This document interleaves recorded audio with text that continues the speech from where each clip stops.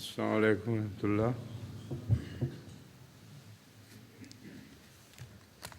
آج سورہ انعام کی 54 آیت شروع ہوگی۔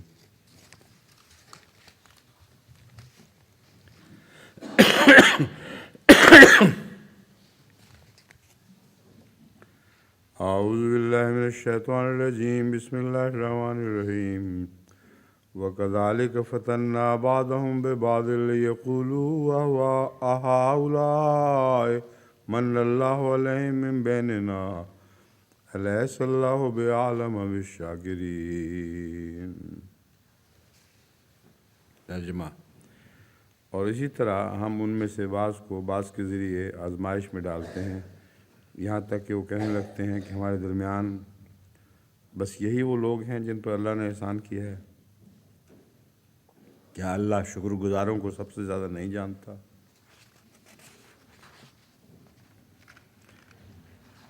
اس آیت کریمہ کی تفسیر میں صرف ایک لسان العرب سے شکرون کے لفظ کا کچھ بیان ہے، باقی کسی مفسر نے کچھ اس پر روشنی نہیں ڈالی۔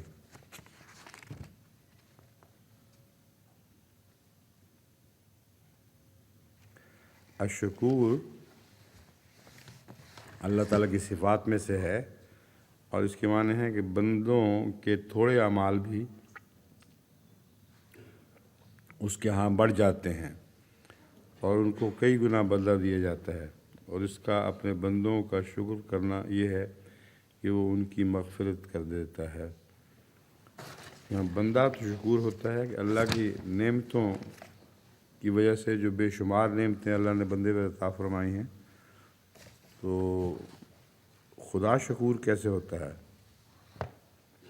ان نعمتوں کا شکریہ ادا کرنے پر جو احسانات کرتا ہے، اس پہلو سے اللہ تعالیٰ کو شکور کہتے ہیں۔ اور جہاں تک دشمنوں کی بات کا تعلق ہے،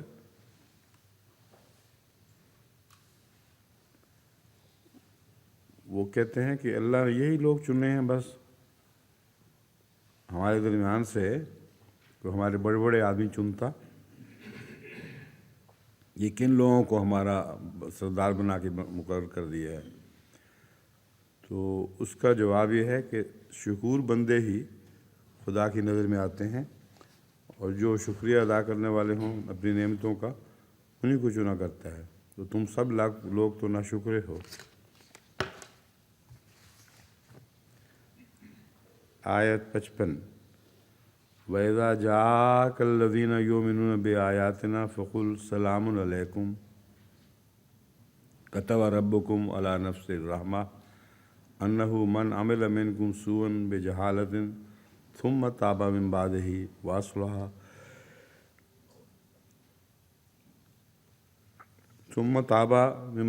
وَأَصْلَحَ فَإِنَّهُ غَفُورٌ رَحِيمٌ۔ اور جب تیرے پاس وہ لوگ آئیں جو ہماری آیات پر ایمان لاتے ہیں، تو ان سے کہا کر تم پر سلام ہو، تمہارے لیے تمہارے رب نے اپنے اوپر رحمت فرض کر دی ہے، یعنی یہ کہ تم میں سے جو کوئی جہالت سے بدی کا ارتکاب کرے، پھر اس کے بعد توبہ کر لے اور اصلاح کر لے، تو یاد رکھے کہ وہ یعنی اللہ یقیناً بہت بخشنے والا اور بار بار رحم کرنے والا ہے۔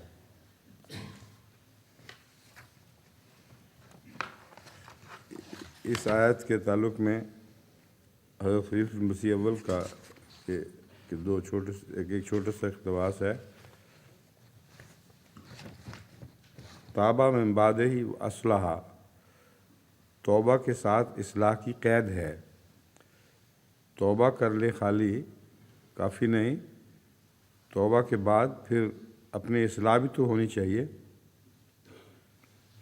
ورنہ تو ہر خطا کاری کے بعد توبہ توبہ توبہ کرتا رہے آدمی، تو اس توبہ کا کوئی معنی نہیں جو بار بار انسان پھر انہی چیزوں میں مبتلا ہو۔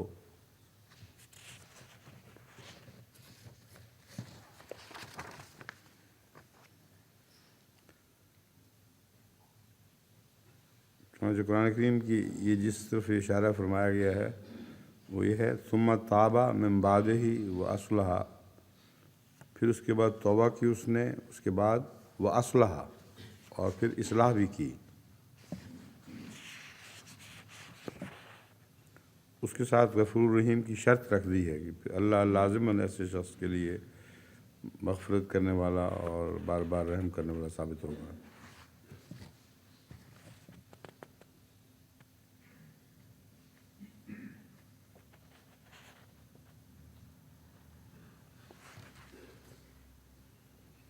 حضرت مسیح موعود علیہ السلام فرماتے ہیں کفارہ کی تلاش میں لگنا ہنسی کی بات ہے۔ کیا کفارہ وعدوں کو توڑ سکتا ہے؟ بلکہ وعدہ سے وعدہ بدلتا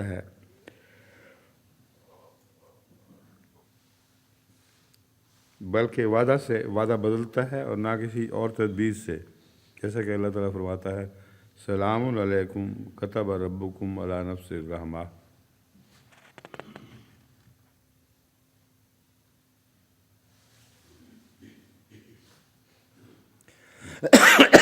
جب اللہ بخشنے والا ہے اور رحم کرنے والا ہے اور بندے کا کام ہے وہ اصلاح کر لے تو پھر اللہ رحم کرے، اس کے بعد کفارے کی کیا ضرورت باقی رہ جاتی ہے؟ کفارہ تو پھر گناہ میں بڑھانے والا ہے کہ ایک دفعہ مسیح پر ایمان لے آؤ، اس کے بعد پھر جو چاہو دوبارہ کرتے پھرو۔ ساری عیسائیت کی دنیا انہی گناہوں میں مبتلا ہے، جس کی بڑی وجہ آغاز میں کفارہ تھی، کفارہ پر ایمان تھا، اور اب ایک بڑی وجہ ان کی کلیتاً بے ایمانی ہو گئی ہے۔ کفارے نے آہستہ آہستہ ان کو دین سے ہی کلیتاً غافل کر دیا ہے۔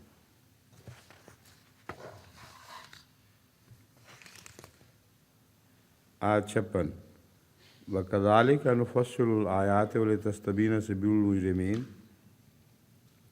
اور اسی طرح ہم آیات کھول کھول کر بیان کرتے ہیں، اور یہ اس لیے ہے کہ مجرموں کی راہ خوب کھل کر ظاہر ہو جائے۔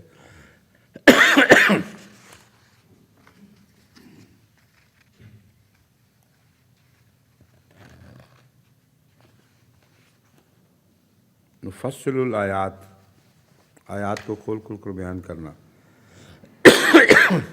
یہ بات یاد رکھیں کہ یہ اکثر الفاظ وہ ہیں جن کے اوپر پہلے بحث گزر چکی ہے، اور چونکہ یہ صورت جو ہے اس میں اکثر وہ احکامات ہیں جو پہلے آ چکے ہیں، ان کی تفصیلی بحث گزر چکی ہے، اس لیے عمداً ہم ان کو مختصر کرنے کی بات کو مختصر کرنے اور تکرار سے بچنے کی خاطر ان بحثوں کو چھوڑ رہے ہیں۔ اب نفصل الآیات کے متعلق بھی تفصیل سے پہلے روشنی ڈالی جا چکی ہے۔ اس کے متعلق اس کا مطلب صرف اتنا ہے، مفردات کو پھر دوبارہ حوالہ دیا گیا ہے، حالانکہ پہلے بھی کئی بار یہ پڑھا جا چکا ہے کہ فصلت الشاۃ کا مطلب ہے میں نے بکری کے جوڑ کاٹ کر الگ الگ کر دیے۔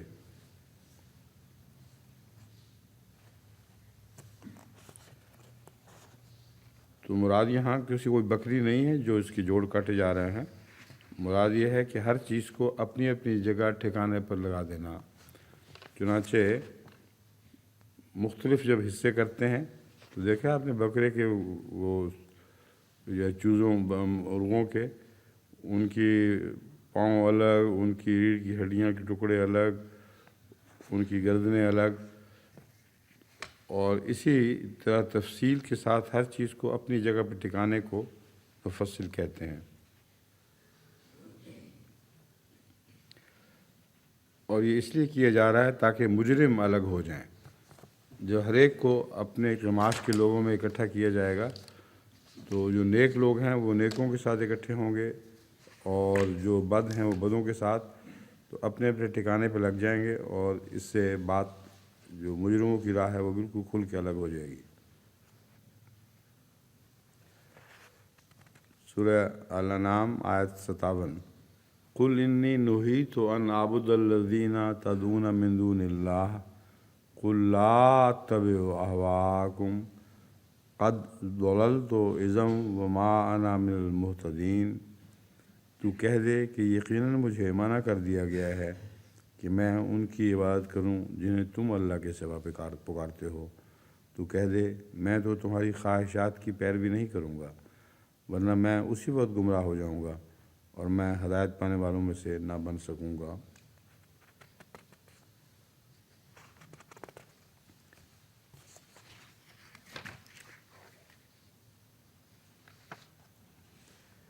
الہوا کا ترجمہ بھی پہلے بارہا گزر چکا ہے، مگر کیونکہ اس آیت کے ساتھ اور کچھ نہیں تھا تو دوبارہ پھر یہ ترجمہ بات چلانے کی خاطر لگا دیا ہے۔ خواہشات نفسانی کو ہوا کہتے ہیں، اور ہوا کا معنی گرنا بھی ہے، جیسے دوزخ کے لیے حاویہ کا لفظ استعمال ہوا ہے۔ الہویوں کے معنی اوپر سے نیچے گرنے کے ہیں، جس کا مطلب یہ ہے کہ ہوا اس نفسانی خواہش کو کہتے ہیں جو انسان کو بلندیوں سے زمین پر دے مارے،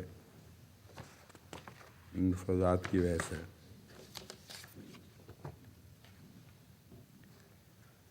اب جو یہاں حضرت صلی اللہ علیہ وآلہ وسلم فرما رہے ہیں مجھے منع کر دیا گیا ہے کہ میں ان کی عبادت کروں جنہیں تم اللہ کے سوا پکارتے ہو، یہ مطلب ہرگز نہیں کہ حضرت صلی اللہ علیہ وآلہ وسلم کے لیے احتمال بھی تھا کہ آپ ان کی پیروی کرتے، ان مشرکوں کی پیروی کرتے جنہوں نے بت گھڑا بنا رکھے تھے۔ حضرت کو جب صلی اللہ علیہ وسلم کو مخاطب کیا جاتا ہے تو مقابل پہ تمام امت مسلمہ مراد ہوتی ہے کہ حضور کا مقام اتنا بلند ہے، اس کے باوجود خدا تعالیٰ نے اپنی مناہی کی تکرار کی ہے، اور آپ کو مخاطب کر کے جو منع فرمایا ہے اس کا مطلب یہ ہے کہ جو امت کے تمام لوگ نسبتاً کمزور اور بار بار ٹھوکر کھانے والے اور بار بار بلندیوں سے گرنے والے ہیں وہ اپنی فکر کر لیں۔ آیت 58 قل انی علی بینۃ من ربی وکذبتم بہ ما عندی قل انی علی بینۃ من ربی وکذبتم بہ ما عندی ما تستعجلون بہ ان الحکم الا للہ یقص الحق وہو خیر الفاصلین۔ تو کہہ دے کہ میں یقیناً اپنے رب کی طرف سے ایک روشن دلیل پر ہوں اور تم اس کو جھٹلا بیٹھے ہو۔ میرے قبضے میں وہ نہیں ہے جس کی تم جلدی کرتے ہو، فیصلہ کا اختیار اللہ کے سوا کسی کو نہیں، وہ حق ہی بیان کرتا ہے اور وہ بہترین فیصلہ کرنے والا ہے۔ اب اجلت تو سب جانتے ہیں، یہ عام استعمال ہونے والا لفظ ہے، لیکن جیسا کہ میں نے عرض کیا تھا بار بار اس کی تشریح ہونے کے باوجود بات چھیڑنے کی خاطر پھر اس کو دہرایا جا رہا ہے۔ کچھ نئے بھی شامل ہو رہے ہوں گے، ان کو بھی اس طرح اس لغوی بحث کی کچھ شد بدھ ہو جائے گی۔ العجلہ کے معنی ہیں کسی چیز کو اس کے وقت سے پہلے ہی حاصل کرنے کی کوشش کرنا۔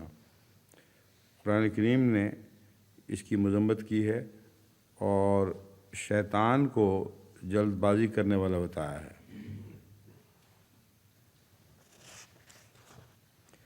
اسی طرح وہ کھانا جو جلدی سے کھایا جائے اس کو بھی اجالا کہتے ہیں۔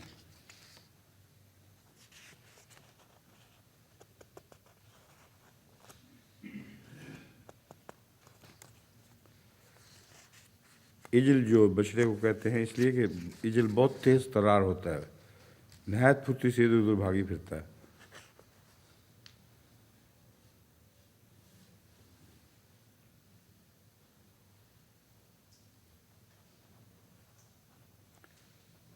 یہ قصوں کے متعلق بھی پہلے بارہا تفصیل گزر چکی ہے۔ اصل میں تو قصص وہ ہیں جو گزشتہ انبیاء کے واقعات جو حقیقت پر مبنی ہوں، نہ کہ کہانیاں۔ قصص کہتے ہیں جب خدا ان کا تتبع کرتا ہے اپنی وحی کے ذریعے اور ٹھیک ٹھیک واقعات ان کے بیان کرتا ہے تو اس کو قصص کہا جاتا ہے۔ تو اللہ تعالیٰ نے کہیں بھی فرضی کہانیاں بیان نہیں کی ہوئیں، بلکہ ایک بھی واقعہ ایسا نہیں جو پہلے نہ گزرا ہو۔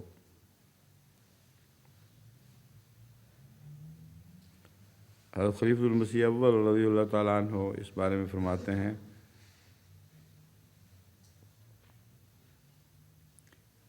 بے شک و شبہ میں اعلیٰ درجہ کے نشان اپنی راستی اور صداقت پر اپنے رب کی طرف سے رکھتا ہوں، اور تم اس راستی کی تہذیب کر چکے ہو۔ میری تکذیب کے بدلے میں جو عذاب تم پر آنے والا ہے، تم چاہتے ہو وہ عذاب تم پر جلد آ جائے، سو اس عذاب کا تم پر آنا میرے قبضہ قدرت میں نہیں۔ اب عذاب کی جلدی جو وہ کرتے ہیں وہ اپنی طرف سے جھوٹا کرنے کی خاطر کرتے ہیں، ورنہ عذاب کی جلدی تو کوئی نہیں کیا کرتا۔ وہ کہتے ہیں تم ہمیں ڈراتے رہتے ہو خام خواہ کہ عذاب آئے گا، تباہ ہو جاؤ گے، اور ہو کچھ بھی نہیں رہا۔ تو اللہ تعالیٰ کے دن اور ہیں، اور انجام کار وہ ضرور پکڑتا ہے۔ یہ ہو ہی نہیں سکتا کہ بالآخر وہ پیشگوئیاں جو کی جائیں وہ ان کو پوری طرح سے قبضے میں نہ لے لیں۔ بس اس پہلو سے جلدی کرنا، مایوسی میں مبتلا ہو جانا، یہ شیطانی حصے ہیں، اور ان سے اعتراض کرنا چاہیے۔ یہ کامل یقین رکھنا چاہیے کہ اللہ کے وعدے بہرحال پورے ہو کے رہیں گے، اور تھوڑے تھوڑے پورے ہوتے بھی رہتے ہیں۔ یہ صرف مستقبل کے وعدے نہیں، بلکہ ایسے وعدے ہیں جن کو ہم اپنے ماحول میں، ارد گرد، آفاق میں اترتا دیکھتے بھی ہیں۔ اس لیے یہ محض تصور کر کے کہ وہ وعدے ضرور پورے ہوں گے انسان امن سے نہیں بیٹھ سکتا، اس کو ساتھ ساتھ ایمان نصیب ہوتا جاتا ہے ان وعدوں پر۔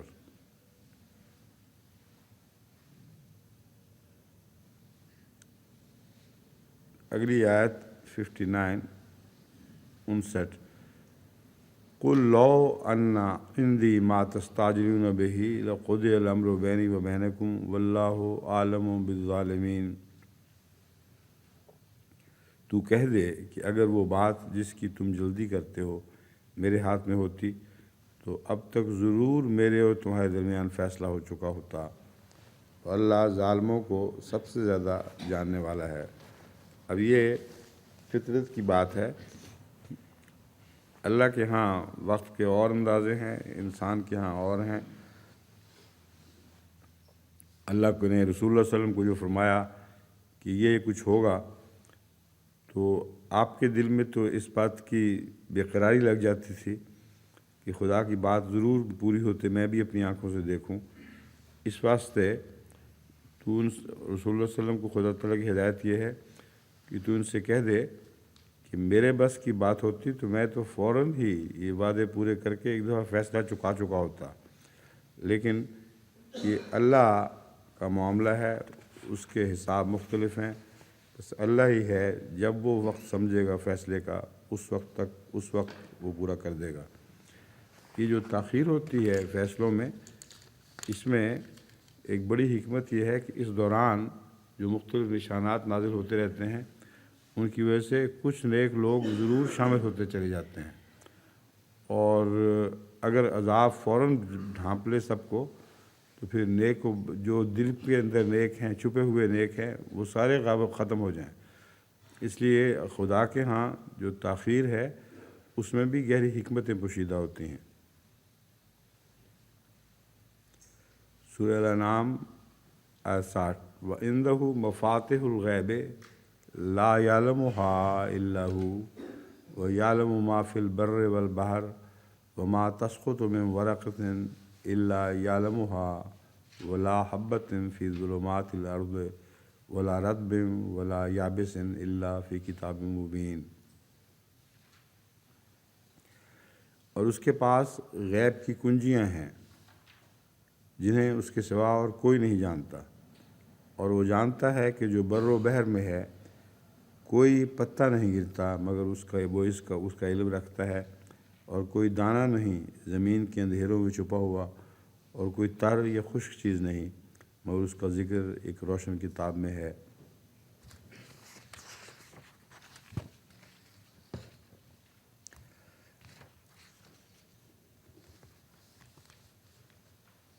یا مفاتح کا لفظ آیا ہے جس کے غیب کے مفاتح، تو مفاتح کے متعلق بعض اہل لغت یہ کہتے ہیں اور اصرار کرتے ہیں کہ اگر کنجیاں ہوتی مراد تو مفاتیح ہونا چاہیے تھا، مگر اللہ تعالیٰ کو تو عربی نہیں سکھائی جا سکتی۔ مفاتح اہل لغت بتا رہے ہیں کہ دونوں کے لیے استعمال ہوتا ہے، خزانوں کے لیے بھی اور چابیوں کے لیے بھی۔ چنانچہ قارون کے تعلق میں وہاں چابیوں ہی کا ذکر ہے، بس اس لیے بعض لوگ جلدی سے اعتراض کر بیٹھتے ہیں کہ یہ تو مفاتح ہے، مفاتیح نہیں ہے، لیکن ترجمے میں غیب کی کنجیاں ترجمہ کیا گیا ہے۔ ان کی خاطر میں اہل لغت کا حوالہ بھی ابھی آپ کے سامنے رکھوں گا۔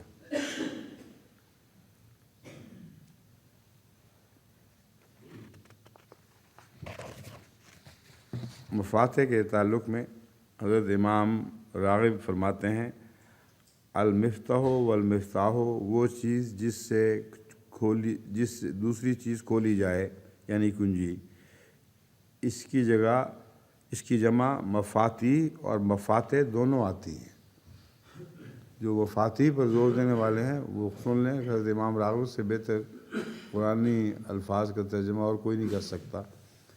آپ کہتے ہیں اس کی جمع دونوں طرح آتی ہیں عربی میں، مفاتیح اور مفاتح۔ وَعِندَهُ مفاتح الغیب یعنی وہ چیزیں جن کے ذریعے ان کی غیب پر اطلاع پائی جا سکتی ہے۔ اور قارون سے متعلق آیت کریمہ ما انا مفاتحہ لتنوء بالعصبۃ کے بارے میں کہا گیا ہے کہ مفاتح یعنی کنجیاں، اور بعض لوگ اس پہ زور دیتے ہیں کہ یہاں خزائن مراد ہیں۔ اب خزائن تو ہر وقت ایک جگہ سے دوسری جگہ منتقل نہیں کیے جاتے تھے، کنجیاں ہی تھیں جن سے خزائن کھول کے دیکھے جاتے تھے۔ تو اگر خزائن کے بوجھ سے بڑی بڑی پارٹیاں، بڑے بڑے گروہ دب کر رہ جائیں تو مراد یہ ہے کہ کیا ہر کمرے سے خزانہ منتقل ہو کے دوسرے کمرے میں جا رہا ہوتا تھا؟ ہرگز یہ مراد نہیں، بلکہ اتنے خزانے تھے کہ ان کے چابی بردار ہی چابیوں کے بوجھ سے تھک جایا کرتے تھے۔ آج کل کے زمانے کی چابیاں اور ہیں، پرانے زمانے کی چابیاں بہت بڑی بڑی اور وسیع ہوتی تھیں، اور جتنے پرانے زمانے کی چابیاں دیکھیں آپ، یعنی اگر وہ موجود ہوں عجائب گھروں میں، تو بہت بڑی بڑی اور بھاری چابیاں ہوا کرتی تھیں۔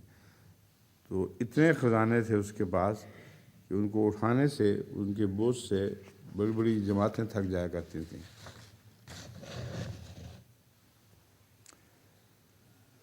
البر بحر کی ضد ہے،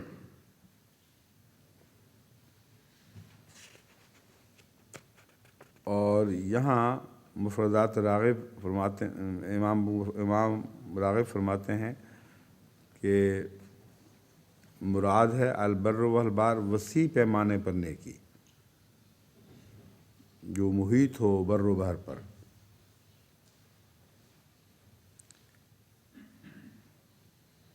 کبھی اللہ تعالیٰ کو بر کہا جاتا ہے، جیسے هو البر الرحیم، کہ وہ بہت زیادہ نیکی کرنے والا ہے۔ اور اسی طرح بندہ کو بھی بر العبد ربہ، یعنی بندے نے اپنے رب کی خوب اطاعت کی۔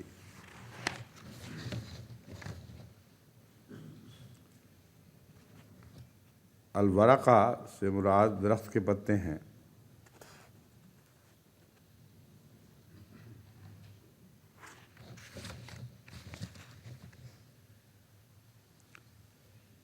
حب والحبت، اب یہ بھی لغت بار بار آ چکی ہے، دانے کو کہتے ہیں، گندم جو وغیرہ کا دانہ اس کو حب کہتے ہیں، جس سے آگے پھر پودے نکلتے ہیں۔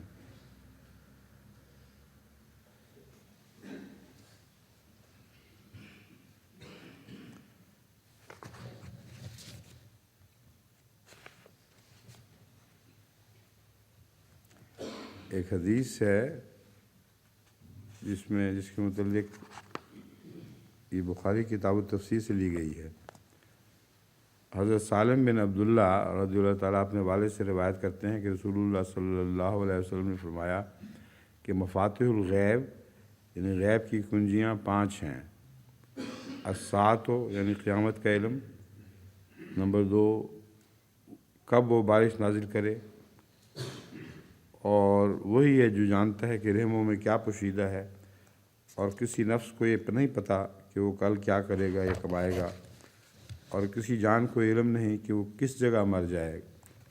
یقیناً اللہ تعالیٰ علیم و خبیر ہے۔ یہاں بارش کی پیشگوئیاں بھی ہوتی رہتی ہیں، اور بچوں کے متعلق بھی، رحموں کے متعلق آج کل کے ڈاکٹر کہتے ہیں ہمیں پتہ لگ جاتا ہے کہ کیا ہے۔ یہ یقینی علم نہیں ہے۔ کئی دفعہ تو یہاں بارش کی پیشگوئیاں ایسی غلط نکلتی ہیں کہ آدمی حیران رہ جاتا ہے دیکھ کر۔ تو یقینی مراد ہے، یقینی علم صرف اللہ ہی کو ہے۔ اور جہاں تک بچوں کا تعلق ہے، ڈاکٹر کہہ دیتے ہیں کہ ہمیں پتہ ہے، وہ ایکس رے بھی لے لیتے ہیں، مگر فی الحقیقت ان کو بعض دفعہ دھوکہ لگ جاتا ہے۔ چنانچہ میرے تجربے میں یہ بات آ چکی ہے، ایک شخص کسی کے متعلق جب دیکھا کہ اللہ تعالیٰ نے اس کو بیٹا عطا کیا ہے، اس کو خوشخبری بھی دی، تو اس نے جواب میں لکھا کہ ڈاکٹر تو کہتا ہے کہ لڑکی ہے، وہ ہر طرح سے پہچان دیکھ لیا ہے۔ میں نے کہا پھر ڈاکٹر کا انتظار کر لو، جب بچہ ہوگا پھر بتانا۔ چنانچہ جب بچہ ہوا تو وہ لڑکا ہوا۔ تو یہ اللہ تعالیٰ کے علم ہیں جو جن پر انسان احاطہ نہیں کر سکتا۔ تو مفاتیح الغیب سے مراد یہی ہے کہ خدا کے پاس ان علوم کی چابیاں ہیں، اور کوئی غیر ان کے متعلق یقین کے ساتھ نہیں کہہ سکتا۔ اسی طرح یہ نہیں کہہ سکتا کہ میں کس جگہ مروں گا۔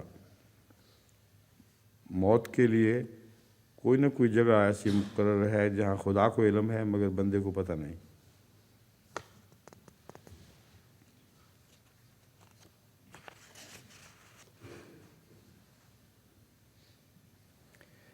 علامہ قرطبی کہتے ہیں رطب سے مراد زندہ لوگ ہیں، اور یابس سے مراد مردہ، یعنی جو خشک ہوں، ان میں زندگی کی علامتیں نہ ہوں، ان کو یابس کہا جاتا ہے۔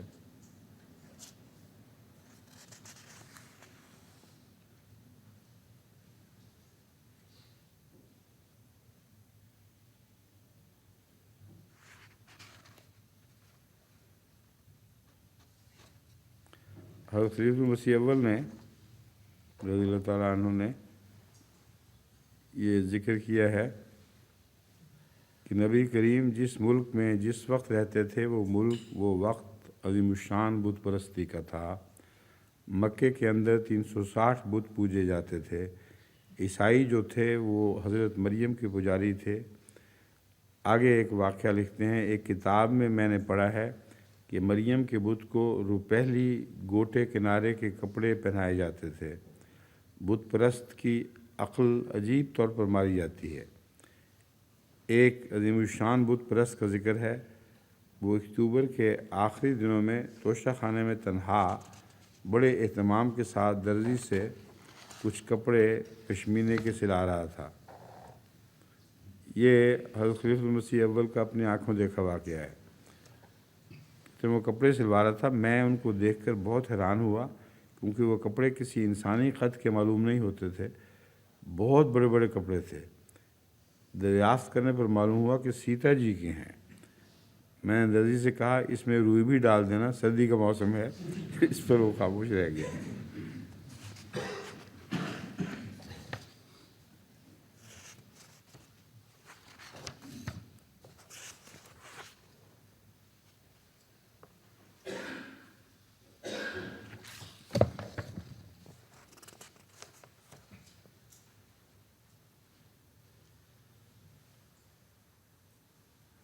حضرت مسیح موعود علیہ الصلوۃ والسلام فرماتے ہیں، میں نے کئی بار اشتہار دیا ہے کہ کوئی ایسی سچائی تو پیش کرو جو ہم قرآن شریف سے نہ نکال سکیں۔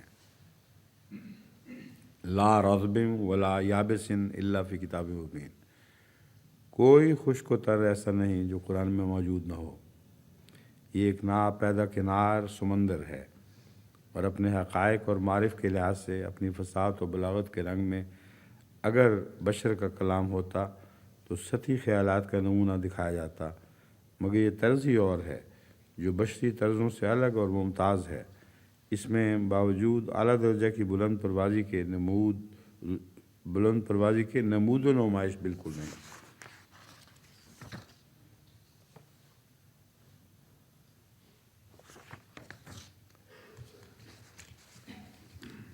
آیت 61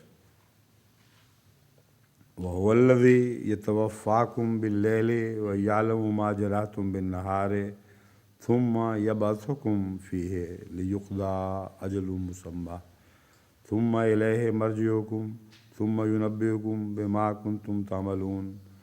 اور وہی ہے جو تمہیں رات کو بصورت نیند وفات دیتا ہے، جبکہ وہ جانتا ہے جو تم دن کے وقت کر چکے ہو، اور پھر وہ تمہیں اس میں یعنی دن کے وقت اٹھا دیتا ہے تاکہ تمہاری اجل مسمہ پوری کی جائے، پھر اسی کی طرف تمہارا لوٹ کر جانا ہے،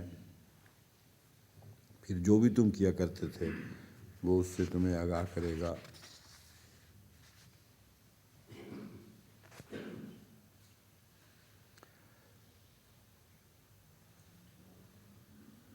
وَيَعْلَمُ مَا جَرَحْتُم بِالنَّهَارِ، ان امور کے متعلق جو نوٹس میں درج ہے وہ حل لغات ہے۔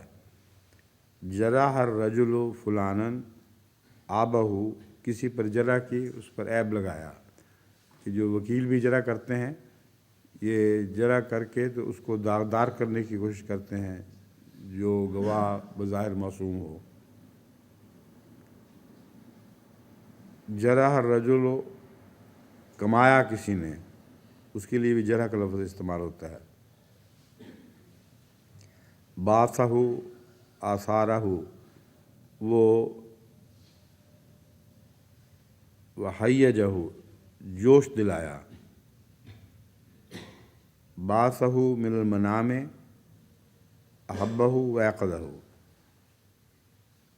کسی کو نیند سے بیدار کرنا، اس کو مطلب ہے کہ ہلا جلا کے جوش دلایا جائے اور پھر اس کو جگا دیا جائے۔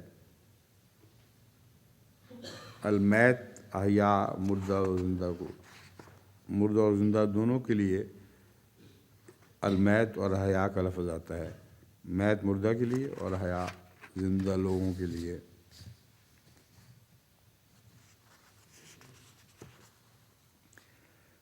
یہاں اجل مسمہ جو ہے اس کی بحث پہلے بھی ہم بارہا کر چکے ہیں، مگر امام فخر الدین رازی کی یہ عبارت میں آپ کو سنا دیتا ہوں۔ پھر فرمایا لیقضیٰ اجل مسمہ، اس سے مراد نامہ تقدیر میں لکھی ہوئی تمہاری عمریں ہیں، اور یہی اس قول سے مراد ہے واجل مسمہ عندہ۔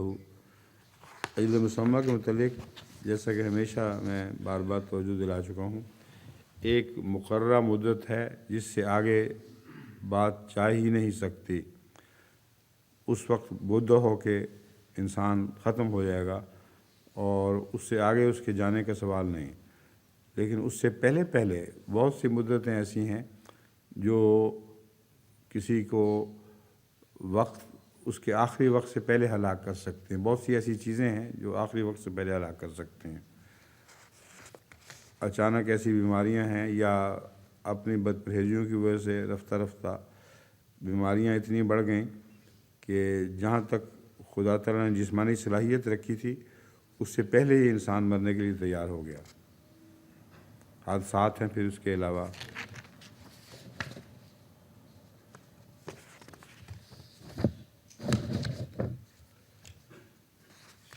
آیت 62 وَهُوَ الْقَاهِرُ فَوْقَ عِبَادِهِ وَيُرْسِلُ عَلَيْكُمْ حَفَظَةً حَتَّىٰ إِذَا جَاءَ أَحَدَكُمُ الْمَوْتُ تَوَفَّتْهُ رُسُلُنَا وَهُمْ لَا يُفَرِّطُونَ۔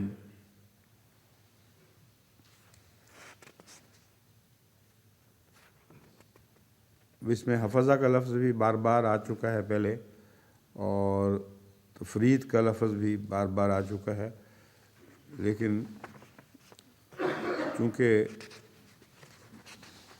بات چھیڑنے کے لیے کچھ حوالے رکھ لیتا ہوں میں بعض دفعہ، اس لیے وہ رکھے گئے ہیں، ورنہ پہلے اس سے تمام درسوں میں یہ سارے الفاظ ایسے ہیں جو تفصیل سے لغت کے حوالے سے بیان کیے جا چکے ہیں۔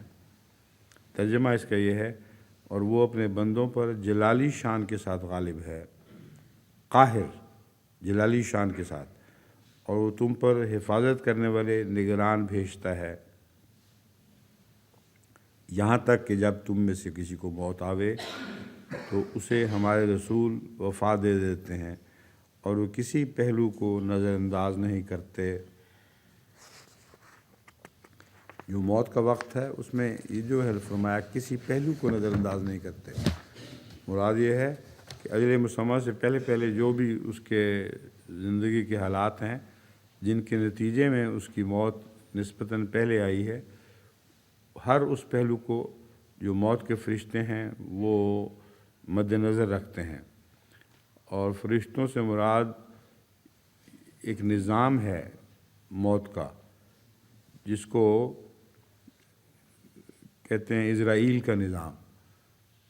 ہر نظام کا ایک فرشتہ انچارج ہے، تو موت کا جہاں تک تعلق ہے وہ اسرائیل نام ہے اس انچارج فرشتے کا جس کے تابع انگنت فرشتے دوسرے کام کر رہے ہیں۔ یہ جو علماء میں بعض وہم ہے کہ اسرائیل ہر جگہ بھاگی پھرتا ہے، یہ غلط اور بالکل جھوٹ ہے۔ وہ کہتے ہیں ایک بادشاہ نے کسی کو کہا کہ تم فلاں کام کرو، تو اس کو اسرائیل نظر آ گیا، وہ اس کو تاک رہا تھا کہ میں اس کو پکڑنے لگوں، تو اس پر بادشاہ کو خیال آیا کہ اس کو چین بھجوا دیا جائے تو پھر بچ جائے گا، اسرائیل تو یہاں مارنے آیا ہے۔ تو اصل میں اسرائیل کو حکم یہ تھا کہ چین میں مارو اس کو۔ اس طرح اس کو جب چین بھجوایا تو اسرائیل موقع پہ پہنچ گئی۔ اب بتاؤ، پہنچ گئے نا وہاں جہاں مرنا تھا۔ یہ مولویوں کے قصے بنے ہوئے ہیں، حقیقت یہ ہے کہ نظام ایک موت کا نظام ہے جو ایسے فرشتے کے سپرد ہے جس کو اسرائیل کہا جاتا ہے، ورنہ ہر جگہ وہ خود نہیں بھاگی پھرتا۔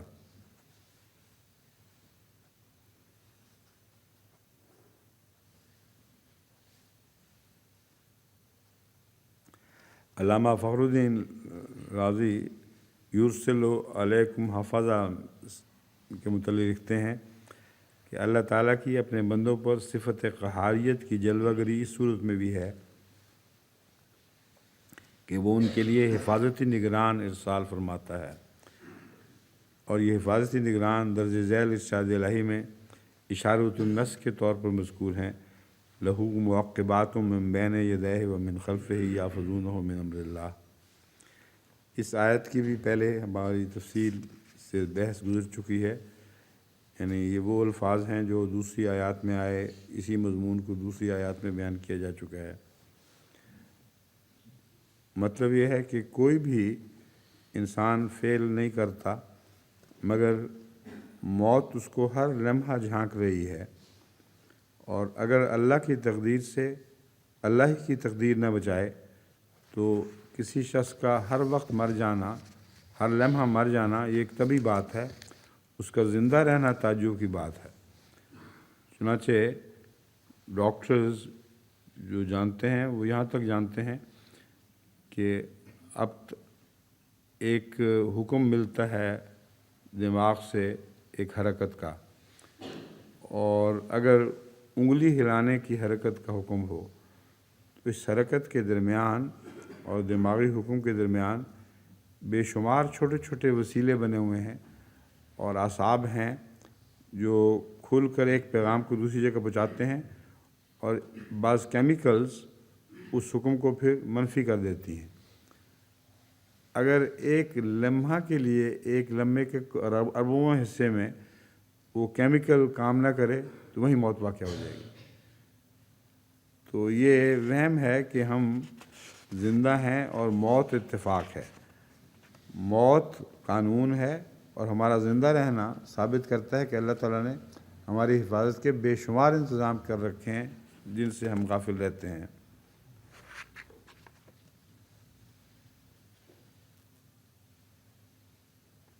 اب ملک الموت کے متعلق جیسا کہ پرانے زمانہ کے علماء کا خیال تھا، ابھی تک جو علماء ہیں پرانے زمانے کے ہی ہیں، مجاہد کہتے ہیں کہ زمین ملک الموت کے لیے تشت کی طرح بنا دی گئی ہے، وہ ہر گھر کا چکر لگاتا ہے اور جس وقت جس کا وقت آگے اسی کو پکڑ لیتا ہے اسی وقت۔ یہ سب قصے کہانیاں ہیں، قرآن کریم نے ہرگز اس قسم کی باتیں نہیں ہیں۔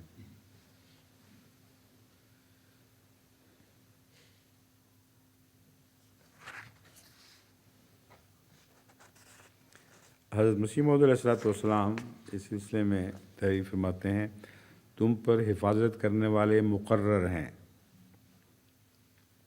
خدا تعالیٰ ان کو بھیجتا ہے۔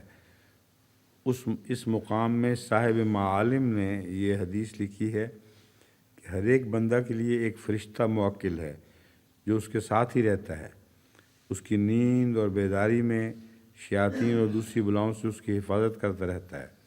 اور اسی مضمون کی ایک اور حدیث کعب الاحبار سے بیان کی ہے۔ تو اصل تو حفاظت ہے، مرنے کے لیے تو ہر آدمی ہر لمحہ اپنی بناوٹ کے لحاظ سے تیار بیٹھا ہے، لیکن اس کی زندگی کو لمبا کرنا یہ اللہ تعالیٰ کی خاص تقدیر کی تابع ہے، اور ہر ایک کے لیے ایک فرشتہ مقرر ہے۔ مراد یہ ہے کہ خدا تعالیٰ کے جو نظام ہیں موت اور زندگی کے، ان کے تابع کوئی نہ کوئی خدا تعالیٰ کی طرف سے اس پر مقرر اور نگران اور پہرےدار رہتا ہے۔ کس شکل میں کام کرتا ہے کوئی نہیں پہچان سکتا، کہ اللہ کے جنود کو اس کے سوا اور کوئی نہیں جانتا، لامتناہی تعداد ہے۔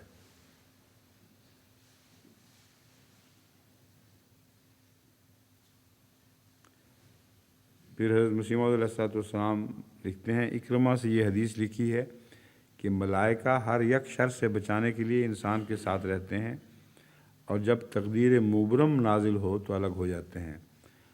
اور پھر مجاہد سے نقل کیا ہے کہ کوئی ایسا انسان نہیں جس کی حفاظت کے لیے دائمی طور پر ایک فرشتہ مقرر نہ ہو۔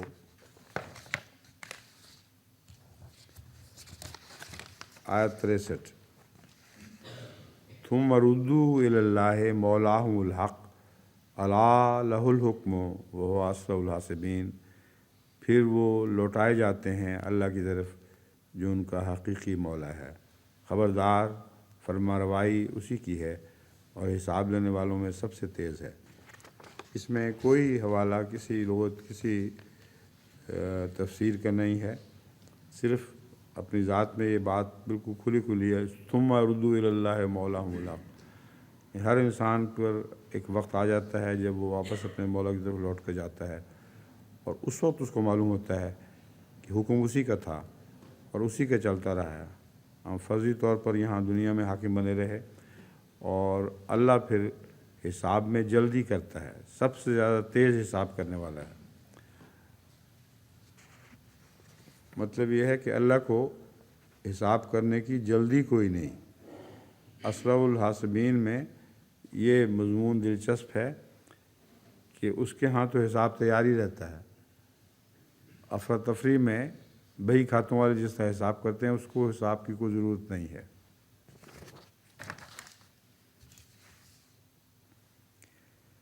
آیت 64، قل من ینجیکم من ظلمات البر والبحر تدعونہ تضرعا وخفیہ لئن انجانا من ہذہ لنکونن من الشاکرین، پوچھ کہ کون ہے جو تمہیں بر و بحر کے اندھیروں سے نجات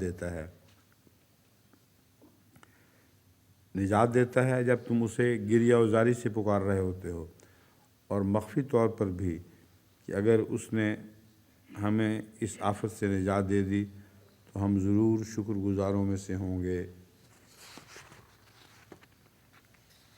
یہ بھی ان آیات میں سے ہے جن پر پہلے درسوں میں تفصیل سے روشنی ڈالی جا چکی ہے کہ کیسے موقع پر طبیعت میں تضرع پیدا ہوتا ہے، اور بعض دفعہ خفیہ بعض دفعہ اونچی آواز سے خدا کو اس وقت پکارا جاتا ہے، اور یہ وعدہ بھی کرتے ہیں لئن انجانا من ہذہ لنکونن من الشاکرین، کہ اللہ اس مصیبت سے میں نجات دے دے پھر ہم تیرے شکر گزار بندے بنیں گے۔ یہ سب جھوٹ ہے، جب وقت گزر جاتا ہے تو پھر وہ واپس انہی تاریکیوں میں واپس لوٹ جاتے ہیں۔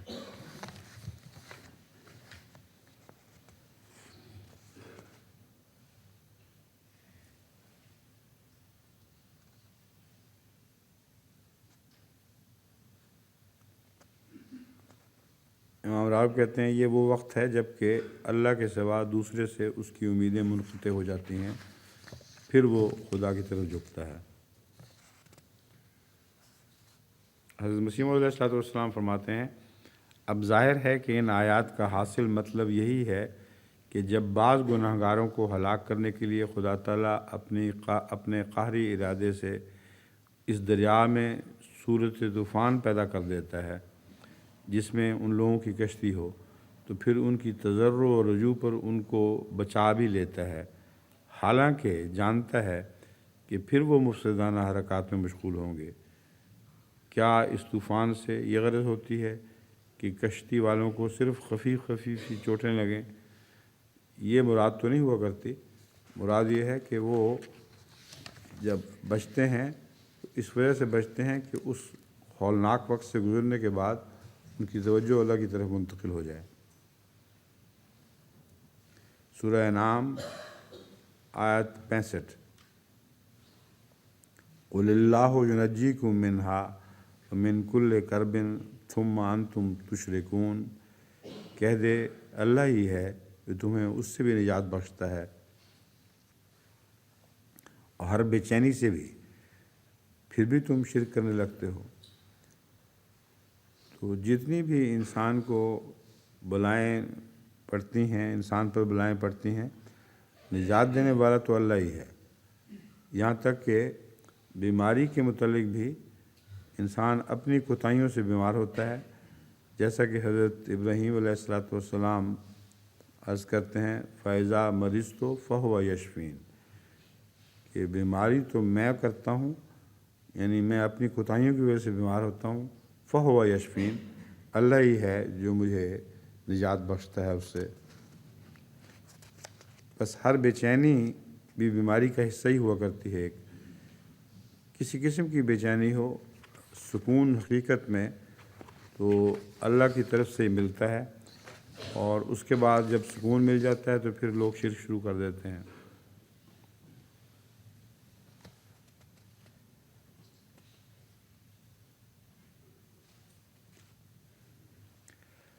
کرب کی لغت جو ہے وہ یہ ہے،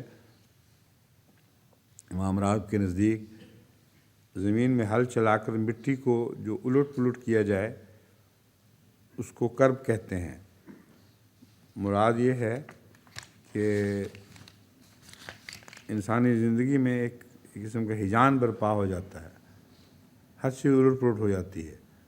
بس اس لیے ایسے وقت میں اللہ تعالیٰ کی طرف ہی جھکنا چاہیے تاکہ وہ اس کرب سے نجات بخشے، اور وہی ہے جو نجات بخشتا ہے۔ سورہ الانعام آیت 66 قُلْ هُوَ الْقَادِرُ عَلَىٰ أَن يَبْعَثَ عَلَيْكُمْ عَذَابًا مِّن فَوْقِكُمْ أَوْ مِن تَحْتِ أَرْجُلِكُمْ أَوْ يَلْبِسَكُمْ شِيَعًا وَيُذِيقَ بَعْضَكُمْ بَأْسَ بَعْضٍ انظُرْ كَيْفَ نُصَرِّفُ الْآيَاتِ لَعَلَّهُمْ يَفْقَهُونَ، کہہ دے کہ وہ قادر ہے کہ تمہارے اوپر سے عذاب بھیجے، یا تمہارے قدموں کے نیچے سے، یا تمہیں شکوک میں مبتلا کر کے گروہوں میں بانٹ دے، اور تم میں سے بعض کو بعض دوسروں کی طرف سے عذاب کا مزہ چکھائے۔ دیکھ کس طرح ہم نشانات کو پھیر پھیر کر بیان کرتے ہیں تاکہ وہ کسی طرح سمجھ جائیں۔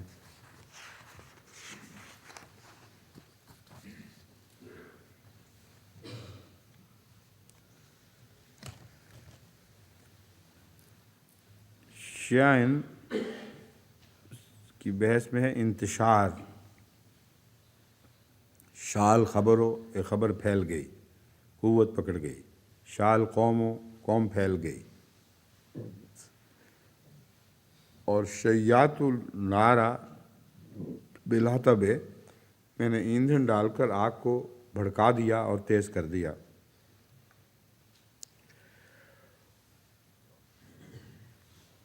اشیعہ تو وہ لوگ ہیں جن سے انسان قوت حاصل کرتا ہے اور وہ اس کے گرد گرد پھیلے رہتے ہیں۔ اب شیعان علی انہی معنوں میں ہے کہ وہ حضرت علی رضی اللہ تعالیٰ عنہ کے تصور کے گرد کہتے ہیں۔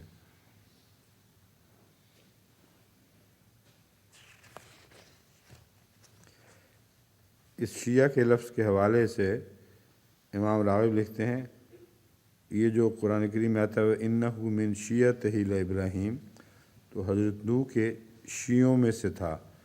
اب کہیں شیعہ سن لیں تو وہ کہہ دیں گے دیکھو حضرت ابراہیم بھی شیعہ ہوگا، مطلب ہے گروہ، صرف اتنے مراد ہے۔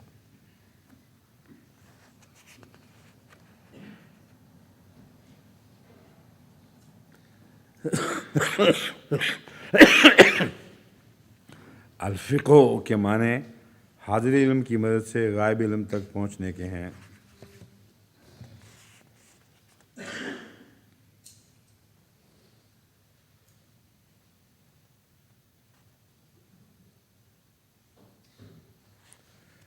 ایک حدیث نبوی ہے، بخاری کی کتاب التفسیر سے لی گئی ہے، اس میں حضرت جابر رضی اللہ تعالیٰ عنہ سے روایت ہے کہ جب یہ آیت نازل ہوئی قل هو القادر علی ان یبعث علیکم عذابا من فوقکم،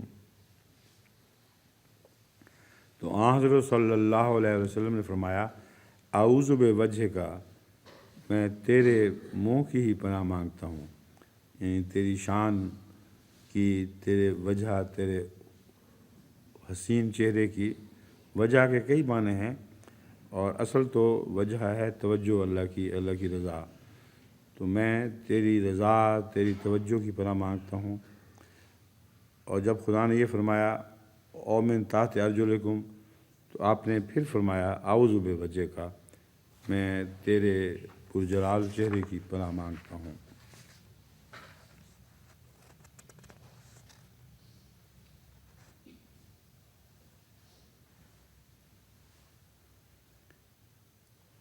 ایک بڑی لمبی روایت ہے، اس میں سے جو اس موقع اور محل پر لگنے والا مضمون ہے وہ میں نے اخذ کر لیا ہے۔ علامہ ابن جریر طبری لکھتے ہیں کہ ایک دفعہ حضور صلی اللہ علیہ وسلم نے بہت لمبی نماز پڑھائی، تو بعض لوگوں نے کہا کہ آج آپ نے خلاف معمول بہت لمبی نماز پڑھائی ہے۔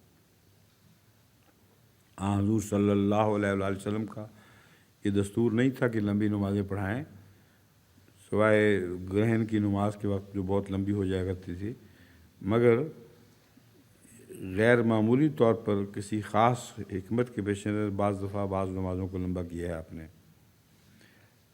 تو آپ نے فرمایا کہ یہ نماز امید و خوف والی تھی، میں نے اس نماز میں اپنے رب سے 3 دعائیں مانگی ہیں، وہ 3 دعائیں جو مقبول ہوئیں اور ایک دعا جو مقبول نہ ہوئی، ان کی دعاؤں کا ذکر ہے۔ فرماتے ہیں جن میں سے ایک دعا مقبول نہیں ہوئی، اور وہ یہ تھی کہ میری امت کے افراد آپس میں نہ لڑیں۔ چنانچہ آپ دیکھ لیں کس طرح امت کے جو حضرت صلی اللہ علیہ وسلم کی امت کی طرف منسوب ہونے والے ایک دوسرے سے کیسے لڑتے ہیں، ہر وقت آپس میں فساد و دنگا بچا رہتا ہے۔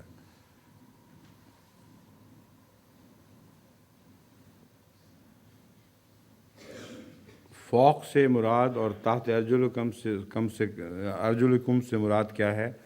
حضرت خلیفۃ المسیح اول لکھتے ہیں فوق کے 3 معنی ہیں، کوئی ظالم بادشاہ مسلط کر دے، بیرونی دشمن حملہ آور ہو، ہوائیں ایسی آویں جن سے لوگ پہاڑوں کے نیچے دب کر مر جائیں۔ تو فوق سے مراد یہ اوپر کے سے نازل ہونے والے عذاب ہیں۔ اور من تحت ارجلکم اس کے بھی 3 ہی معنی ہیں، زلزلوں سے زمین پھٹ جائے، خسف ہو جائے، اپنے نوکروں کے ہاتھوں سے انسان ہلاک ہو جائے، اس کی رعایا اٹھ کھڑی ہوئی ہو، جس کو ذلیل سمجھا ہوا ہے وہی تسلط پا جائے۔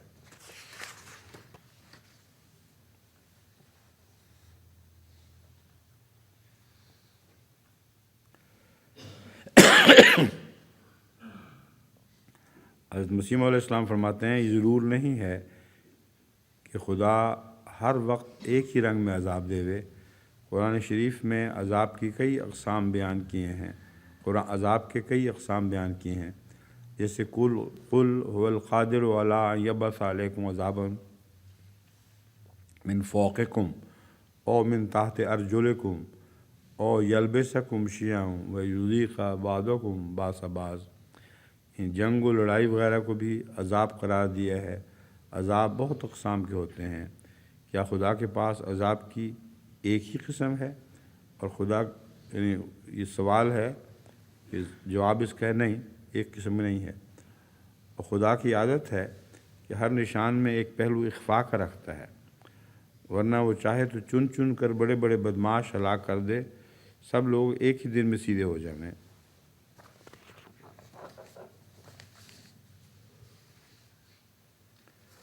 آیت 67 وَكَذَّبَ بِهِ قَوْمُكَ وَهُوَ الْحَقُّ قُلْ لَسْتُ عَلَيْكُمْ بِوَكِيلٍ، اور تیری قوم نے اس کو جھٹلا دیا ہے، یعنی قرآن کریم کو یا وحی کو جو رسول اللہ صلی اللہ علیہ وسلم پر نازل ہوئی، وَهُوَ الْحَقُّ، حالانکہ وہ حق تھا۔ تو کہہ دے کہ میں تم پر ہرگز نگران نہیں ہوں۔ نگران تو ہیں مگر ماننے والوں پر ان کا ہر طرح سے نگرانی فرماتے ہیں، مگر جو انکار کر دے اور کافر ہو جائے اس پر اللہ تعالیٰ کے حکم یہی ہے تو ان سے کہہ دے کہ میں تم پر نگران نہیں ہوں، یعنی اپنے کیے کا تم خود ہی بھگتو گے، اور میری ذمہ داری صرف بات پہنچانا تھا جو میں نے پہنچا دی ہے۔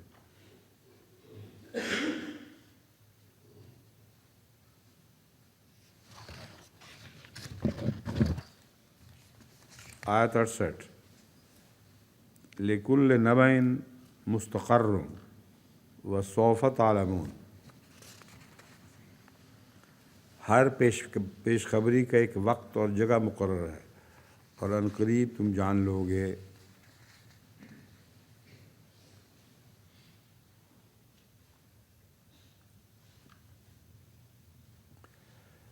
مستقر کسی جگہ جم کر ٹھہر جانے کو کہتے ہیں، اصل میں یہ قر سے ہے، یعنی سردی۔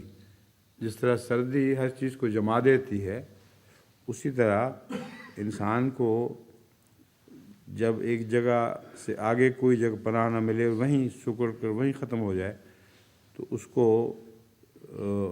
قر سے اس کو لفظ قر سے یاد کیا جاتا ہے۔ اور اس کے برعکس حرن ہے، یعنی گرمی جو حرکت کو چاہتی ہے۔ چنانچہ جتنی بھی حرکات ہیں دنیا میں یہ گرمی کے نتیجے میں پیدا ہوتی ہیں، اور اس پر سارا فزکس کا مضمون گھوم رہا ہے، یہاں تک کہ ایٹم کے گرد جو ذرے اوپر جاتے ہیں یا نیچے آتے ہیں، وہ جن کا کیمیاوی ملاپ دوسروں سے ہوتا ہے، اس وقت وہ گرمی کی حالت میں ہوتے ہیں۔ جب وہ نیچے گر جائیں پھر ایسے محور میں چلے جاتے ہیں جہاں کوئی رد عمل نہیں ہو سکتا۔ تو بنیادی بات قرآن کریم نے بیان فرما دی ہے کہ گرمی ہو یا سردی ہو، دونوں طرح جو بھی نظام ہے خدا کی قدرت کے تابع کام کر رہا ہے۔ بعض لوگوں نے اس پر یہ کہا ہے کہ اہل نارتھ پول کے لوگ تو مزے کرتے ہوں گے کہ ہمیں جہنم میں بھیجیں گے، کیونکہ ان کو سردی سے جان نکلی پڑی ہے۔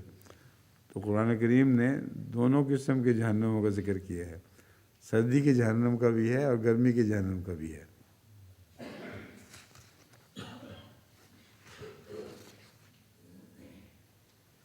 آیت 69 وَإِذَا رَأَيْتَ الَّذِينَ يَخُوضُونَ فِي آيَاتِنَا فَأَعْرِضْ عَنْهُمْ حَتَّى يَخُوضُوا فِي حَدِيثٍ غَيْرِهِ وَإِمَّا يُنْسِيَنَّكَ الشَّيْطَانُ فَلَا تَقْعُدْ بَعْدَ الذِّكْرَىٰ مَعَ الْقَوْمِ الظَّالِمِينَ۔ ترجمہ: اور جب تو دیکھے ان لوگوں کو جو ہماری آیات سے تمسخر کرتے ہیں تو پھر ان سے الگ ہو جا، یہاں تک کہ وہ کسی دوسری بات میں مشغول ہو جائیں، اور اگر کبھی شیطان تجھ سے اس معاملہ میں بھول چوک کروا دے تو یہ یاد آ جانے پر ظالم قوم کے ساتھ نہ بیٹھ۔ اب یہ بھی وہ آیت کریمہ ہے، اور اس سے ملتی جلتی اور آیات بھی ہیں جن کو پورے خطبے کا موضوع بنا چکا ہوں، اور اس میں تفصیل کے ساتھ یہ بات درج ہے کہ اللہ اور رسول پر جو ہنسی اور ٹھٹھا کرنے والے لوگ ہیں ان کے ساتھ نہ بیٹھا کرو، اور شیطان کیا بھلا دے اگر غلطی سے بیٹھ بھی جاؤ تو جب یاد آ جائے پھر دوبارہ پھر ان کے پاس نہیں بیٹھنا۔ تو ان لوگوں کے ساتھ جو نصیحت کا تعلق ہے وہ الگ چیز ہے، مگر تمسخر والی پارٹی کے اندر بیٹھ رہنا اور ان سے محبت کا سلوک جاری رکھنا یہ بے غیرتی ہے، جس کو سختی سے اس آیت میں منع فرمایا گیا ہے۔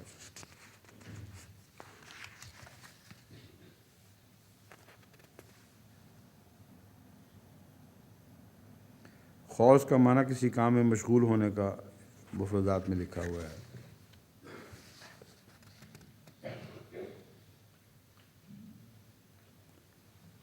حضرت خلیفۃ المسیح اول لکھتے ہیں جہاں تمسخر ہو رہا ہو وہاں کوئی بھلا مانس چلا جائے تو وہ بھی کوئی بات تمسخر میں کر دے گا، تو بعض دفعہ شیطان کے بلانے سے یہ بھی مراد ہوتی ہے کہ ان میں بیٹھا ہنسی مذاق ہو رہی ہے، جہاں مجلس میں ہنسی مذاق ہو رہی ہے ان میں بیٹھ کر کوئی اپنے منہ سے بھی کوئی تمسخر کی بات انسان نکال ہی دیتا ہے۔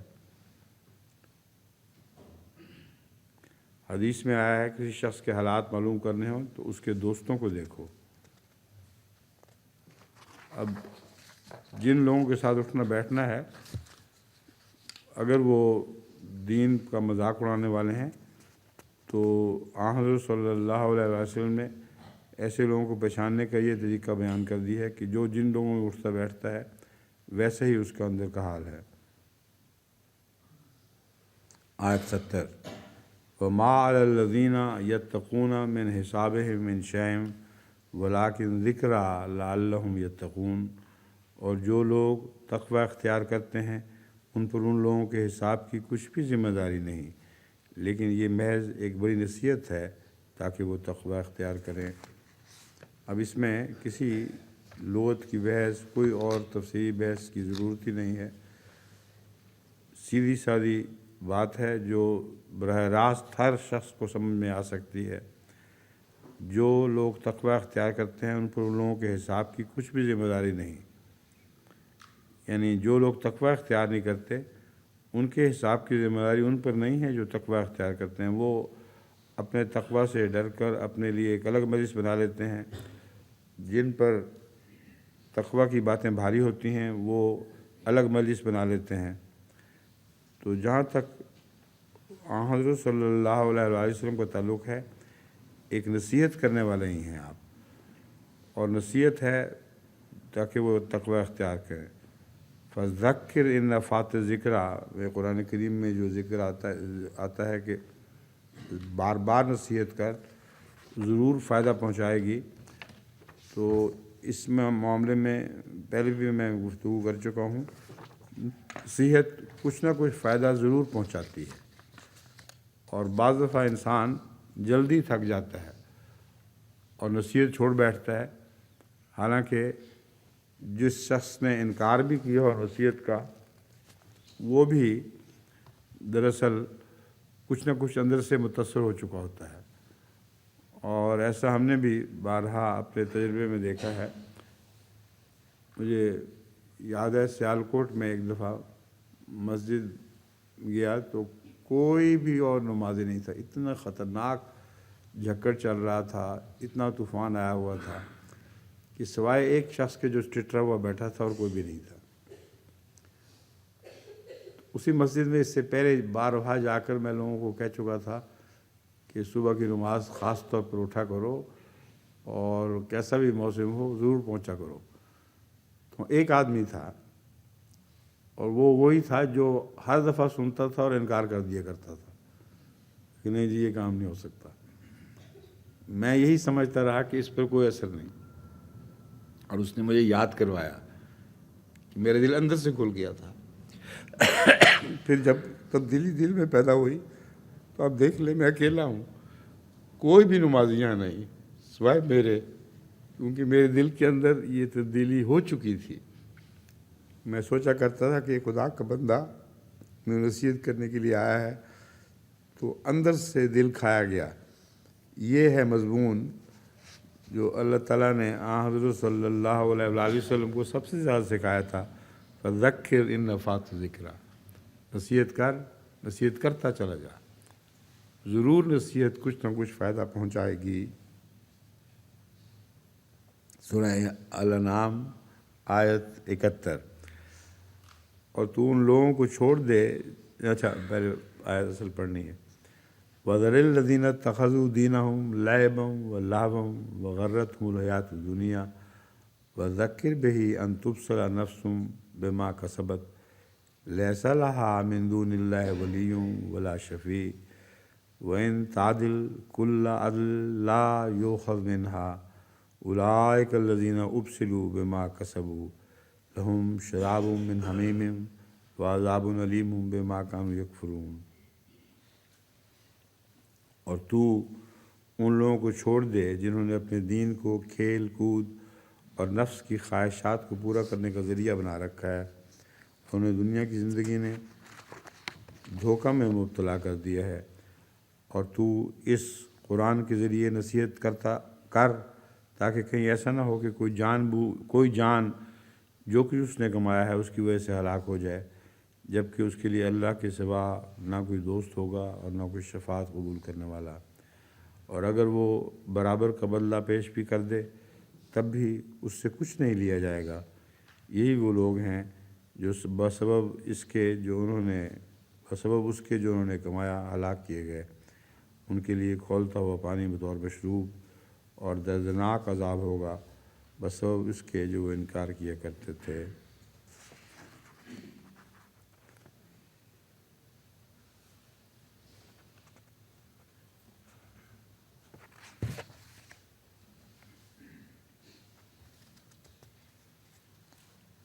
غرر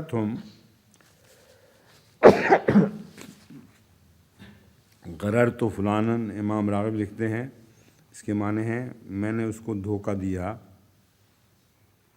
اور اس سے اپنا مقصد حاصل کر لیا۔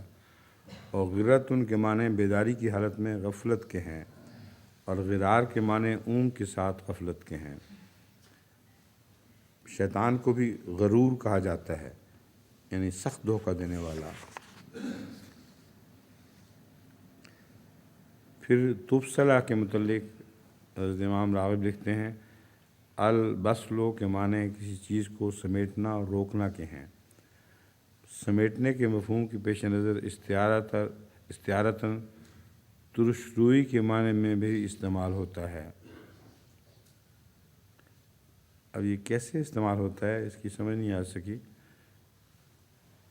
بہرحال استعمال ضرور ہوتا ہے، یہ تو قطعی بات ہے کہ ترش روئی سخت مزاجی اور غصے سے کسی سے بات کرنے کو بھی تبصرہ سے یاد کیا جاتا ہے، شاید اس لیے کہ وہ اپنی ذات میں سکڑ کے بیٹھ جاتا ہو۔ جب کسی کے ساتھ سختی سے سلوک کیا جائے تو وہ سمٹ جاتا ہے اپنی ذات کے اندر۔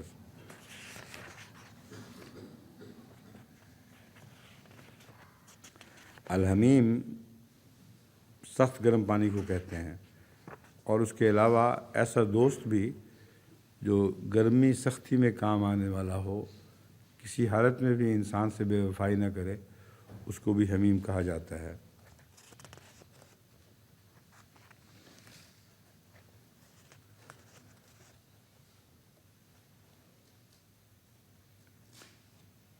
حضرت خلیفۃ المسیح اول یہاں حمیم سے مراد غالباً ان ساتھیوں کے پیش نظر جو ہر وقت ساتھ لگے رہتے ہیں اور اللہ تعالیٰ کے ذکر سے غافل کر کے دوسری برائیوں کی طرف لے جاتے ہیں، یہ ذکر فرما رہے ہیں۔ کالجوں میں کس قدر غفلت کا سامان موجود ہے اور دین کو کیا بے حقیقت سمجھا جاتا ہے، اس لیے کالجیٹوں کو بڑے ہی استغفار کی ضرورت ہے، کیونکہ ان لوگوں کے سامنے یہ لوگ تو غفلت اور سیاہ دل کا سامان مہیا کرتے رہتے ہیں۔ ابسلو کا مطلب ہے ہلاک ہو گئے۔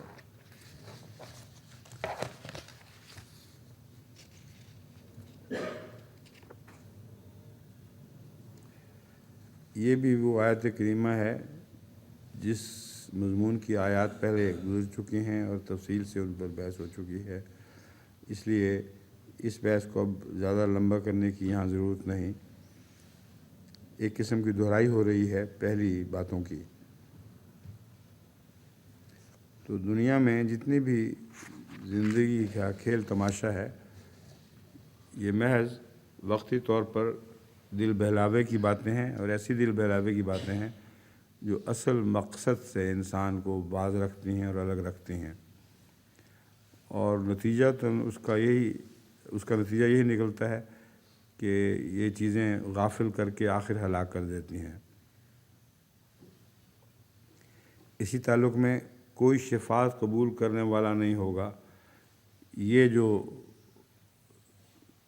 فرمایا گیا ہے، اور بدلہ کوئی قبول نہیں کیا جائے گا. یہ دو باتیں ہیں.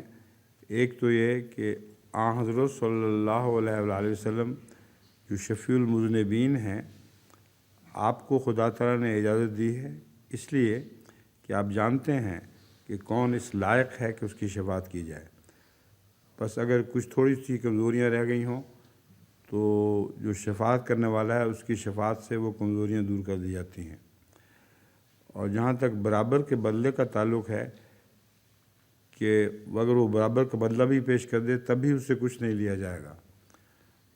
مراد یہ ہے کہ اس دنیا میں تو بدلہ پورا نہ بھی ہو، تھوڑا سا دینے سے بھی خدا تعالیٰ راضی ہو سکتا ہے. مگر قیامت کے دن تو یہاں تک بھی آتا ہے کہ حساب کتاب کے وقت اگر کوئی شخص اس بات پر قادر ہوتا کہ زمین و آسمان کا سونا اپنے گناہوں کے بدلے دے ڈالتا تو وہ بھی قبول نہیں کیا جائے گا. وہ قبول نہ کیا جاتا اس لیے کہ اللہ کو ضرورت نہیں ہے، خدا ہی نے ساری چیزیں پیدا کی ہیں. تو وہ استغفار کی خاطر لوگوں کو ایک بہانہ دیتا ہے تاکہ خدا کی راہ میں کچھ خرچ کر کے استغفار کی طرف متوجہ ہوں. ہو گیا؟ اب کھولتا ہوا مشروب. جہنم کی گرمی کے تصور کے ساتھ کھولتا ہوا مشروب کا لفظ بھی آیا ہے، اوپر سے بھی پانی گرایا جائے گا. یہ ساری ایسی تمثیلات ہیں جن پر غور کرنا چاہیے. کھولتے ہوئے پانی سے جس طرح انسان دور بھاگتا ہے، اگر اس کو پتہ چل جائے کہ میں دنیا کی لذتوں میں پڑ کر کیا گند کھا رہا ہوں تو اسی طرح وہ اس سے گھبرائے گا، اور یہی اس کی سزا ہوگی کہ اس کو احساس ہوگا اور بڑھتا چلا جائے گا کہ میں نے اپنی جان پہ بہت ظلم کیا ہے، اور جس طرح کوئی کھولتا ہوا پانی پیتا ہو اس طرح میں نے اپنے نفس کے ساتھ سلوک کیا ہے. ہو گیا وقت؟ تو اٹھا لیں.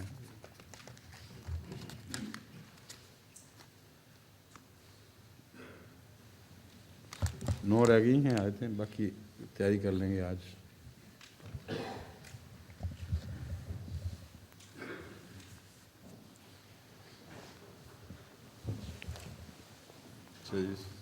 کھانسی میں کچھ کمی آئی ہوئی ہے آج لگتا ہے.